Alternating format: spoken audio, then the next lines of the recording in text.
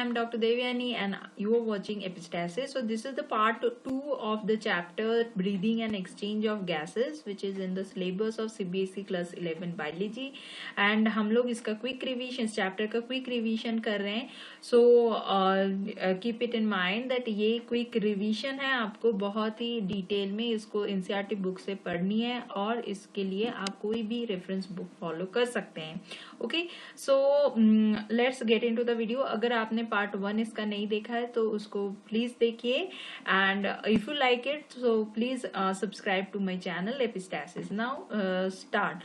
Okay, so part 1 में हमने जहां तक कवर किया है उसके बाद आता है कि respiratory volumes and capacity. So there are different type of respiratory volumes and capacity. सो आपको ये सारे डेफिनेशंस बहुत अच्छे से याद करनी है. Number 1 is tidal volume and it is also the shorter format of it is TV, right. So volume of air inspired और एक्सपायर्ड ड्यूरिंग नॉर्मल रेस्पिरेशन. सो हर डेफिनेशंस में कुछ कुछ इंपॉर्टेंट वर्ड्स है जिसको आप मिस नहीं कर सकते. सो यहाँ पे टाइडल वॉल्यूम में सबसे इंपॉर्टेंट वर्ड है after normal respiration. Okay, so ये अप्रोक्सीमेटली 500 ml है and 6000 to 8000 ml per minute होते हैं tidal volume. Next is inspiratory reserve volume. So additional volume of air can be inspired by forcible inspiration. Okay, so ये normal respiration के बाद भी हम forcibly, जहां पे एब्डोमिनल मसल काम करता है, फोर्सिबली अगर इंस्पायर करें तो जितना एडिशनल वॉल्यूम हम इंस्पायर कर सकते हैं that is inspiratory reserve volume. And ये ऑलमोस्ट 2500 to 3000 ml तक हो जाता है total. Okay, so next is expiratory reserve volume. So additional volume can be expired by forcible expiration. यहाँ पे भी फोर्सिबल वर्ड बहुत इंपॉर्टेंट है. It is almost 1000 to 1100 ml. Next is residual volume. So volume of air remaining in the lung even after forcible expiration. So residual volume हमारे lungs के अंदर रह जाते हैं after forcible respiration. इसको हम निकाल नहीं सकते, right? So it is almost 1100 to 1200 ml. Right. सो यहाँ पे important word is forcible. Inspiratory capacity, total volume of air a person can inspire. क्या होगा? TV, that means tidal volume plus inspiratory reserve volume, right. So after a normal expiration कितना कर सकता है कोई भी एक पर्सन, कितना मैक्सिमम अमाउंट इंस्पायर कर सकता है? TV plus IRV. Same thing is expiratory capacity. So total volume of air a person can expire after a normal inspiration, right? So ये होगा TV plus ERV, right? So this is expiratory capacity. Next is functional residual capacity or FRC. It is the volume of air that will remain in the lungs after a normal expiration or inspiration, right? So it is forcible functional residual capacity or FRC, right? Next come to the exchange of gases. So ये सारे definition and capacities आप लोगों को याद कर लेनी है. Next is exchange of gases. So exchange of gases किस किस के अंदर होगा? So mainly alveoli is the primary site. यहाँ पे ब्लड एंड टिश्यू के बीच में एक्सचेंज ऑफ गैसेस होगी. ब्लड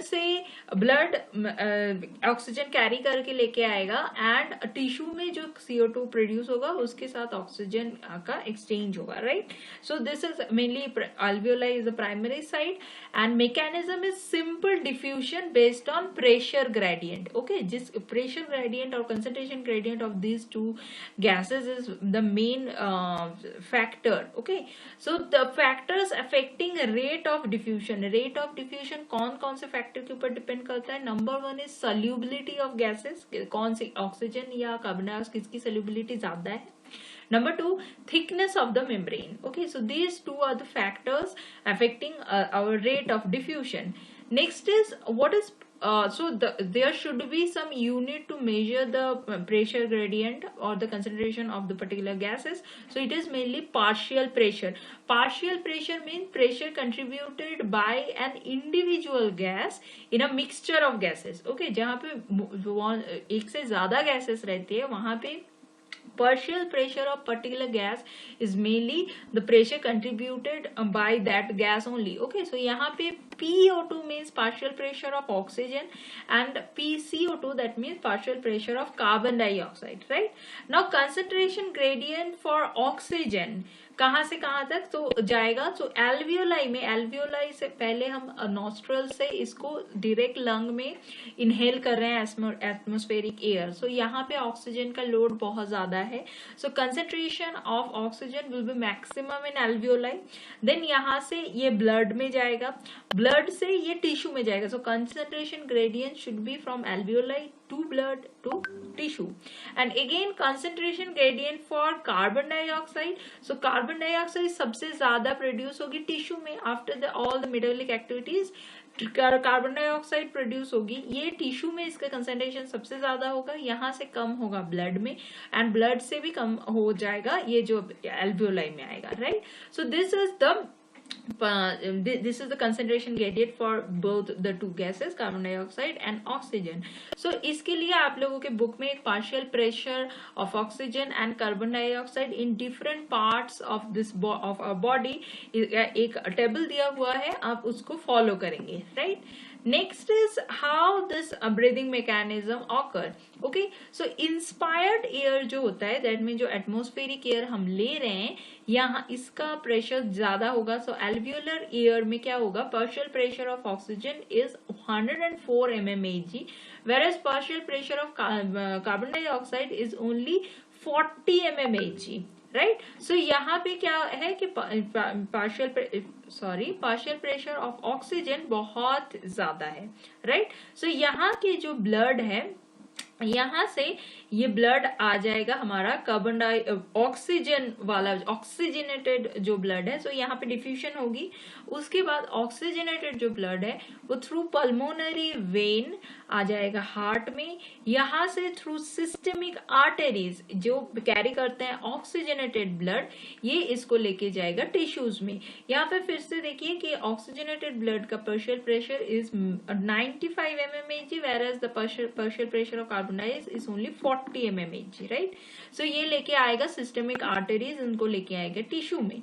अब टिश्यू में मेटाबॉलिक एक्टिविटीज के बाद कार्बन डाइऑक्साइड ज्यादा फॉर्म होगा, एंड ये यहाँ से ब्लड में, तब ब्लड का कार्बन डाइऑक्साइड का पार्शियल प्रेशर कम होगा, इसलिए ये टिश्यू से कार्बन डाइऑक्साइड आ जाएगा थ्रू डिफ्यूजन ब्लड में, राइट? नाउ अभी ये ब्लड थ्रू सिस्टेमिक वेन जो कैरी करते हैं डीऑक्सीजनेटेड ब्लड, इसको फिर से ले जाएगा हार्ट में। सो यहाँ पे partial pressure of oxygen is 40 mmHg, which is slightly lower than the partial pressure of carbon dioxide, that is 45 mmHg, right? सो यहाँ पे लेके आएंगे, एंड यहाँ से ये थ्रू पल्मोनरी आर्टरी चला जाएगा एंड फाइनली लंग्स में जाएगा, एंड लंग्स में कार्बन डाइऑक्साइड की पार्शियल प्रेशर एल्वियोलर एयर में कम है लेकिन ब्लड में ज्यादा है, इसलिए ब्लड से कार्बन डाइऑक्साइड एल्वियोलर एयर में डिफ्यूज हो जाएगा एंड यहाँ से ये एक्सपायर्ड हो जाएगा, right? So it is mainly a diffusion type, the main mechanism of diffusion depending upon the partial pressure of these two gases, right? Now come to the another important factor for transferring for diffusion is solubility, right? Solubility of these two gases. So solubility of carbon dioxide is almost 20 to 25% higher than that of oxygen, right? So the amount of carbon dioxide that can diffuse through the diffusion membrane per unit difference in partial pressure is much higher, right? So that's why यहाँ पे जो carbon dioxide का partial pressure जो पहले वाले figure हमने दिखाया था, यहाँ पे दोनों का पार्शियल प्रेशर में ज्यादा कुछ डिफरेंस नहीं है। पार्शियल प्रेशर ऑफ ऑक्सीजन कम है, थोड़ा सा ही कम है partial pressure of carbon dioxide में, लेकिन ये क्यों इतनी जल्दी डिफ्यूज हो जाता है? क्योंकि solubility of carbon dioxide is much greater, almost 20 to 25% greater. So that's why diffusion membrane में मेम्ब्रेन पर यूनिट डिफरेंस जो है पार्शियल प्रेशर का, उसमें बहुत ज्यादा कार्बन डाइऑक्साइड सोल्यूबिलिटी के कारण डिफ्यूज हो जाते हैं. So it is much higher compare to oxygen. Right now diffusion membrane जो है, so another factor is diffusion membrane. So thickness of diffusion membrane. So diffusion membrane is made up of 3 important layers. First one is squamous epithelium of alveoli. Okay, so this is alveolar cavity and इसके बाहर जो squamous single cell one celled thick जो layer होता है, that is squamous epithelium of alveolar wall. So this is first layer. Second one is endothelium of alveolar capillaries. So this is endothelium. So this layer, so this is the capillary and this is the endothelium of blood capillaries. And the last one is basement substance. That means ये alveolar epithelium and endothelium of blood capillaries, ये दोनों के बीच में जो एक slight सा gap है, it is called basement substance, and it is a thin basement membrane mainly supporting the squamous epithelium and the basement membrane surrounding the single layer endothelial cells of the capillaries. So ये 3 layers. So diffusion mainly होगा कहाँ से?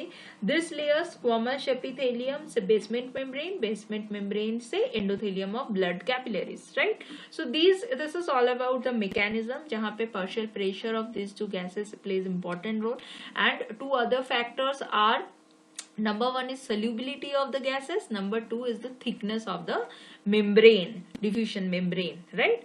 Now come to the transport of gases. So दो gas की transport हमें पढ़नी है, carbon dioxide and oxygen, right? And इनका मीडियम ऑफ ट्रांसपोर्ट क्या है? ब्लड. ऑक्सीजन भी ब्लड के थ्रू ही ट्रांसपोर्टेशन होगी एंड कार्बन डाइऑक्साइड का भी. सो यहाँ पे 97% जो ऑक्सीजन है, सो फर्स्ट हम लोग ऑक्सीजन का ट्रांसपोर्टेशन पढ़ेंगे. सो 97% oxygen is transported by RBC. So RBC almost 97% oxygen को ट्रांसपोर्ट करता है, excuse me, whereas only 3% is can be transported in dissolved state. Okay, dissolved state by plasma. So 97% of oxygen transported by RBC, and only 3% is will be dissolved will be transported in a dissolved state by plasma, right? And इसमें से 20 to 25%, लेकिन अगर हम carbon dioxide की बात करें तो only 20 to 25% RBC के थ्रू ट्रांसपोर्ट होता है, एंड ऑलमोस्ट 70% कैरीड होता है in the form of bicarbonate, and only 7% will be in a dissolved state through plasma. So यहाँ पे जो कार्बोनेट फॉर्म है ये बहुत इंपॉर्टेंट रोल प्ले करता है. Almost 70% of carbon dioxide will carried by as bicarbonate, right? So अब हम पढ़ेंगे transport of oxygen. So oxygen transportation के लिए ट्रांसपोर्ट मेनली होता है through haemoglobin. Haemoglobin is a pigment which is present inside RBC. That's why it is called red blood corpuscles. So it is red in color and it is iron containing pigment and they are present in RBCs. So oxygen जब haemoglobin के साथ bind हो जाता है, so they will form oxyhaemoglobin. So ये जो reaction है ये रिवर्सिबल है, right? Oxygen plus haemoglobin oxyhaemoglobin, and oxyhaemoglobin भी रिवर्सिबल रिएक्शन के through haemoglobin plus oxygen form कर सकता है, राइट? सो एक हीमोग्लोबिन पर haemoglobin can carry eight almost 4 oxygen molecules. Okay, so hemoglobin can carry up to 4 oxygen molecules, and binding of oxygen is primarily regulated by partial pressure of oxygen.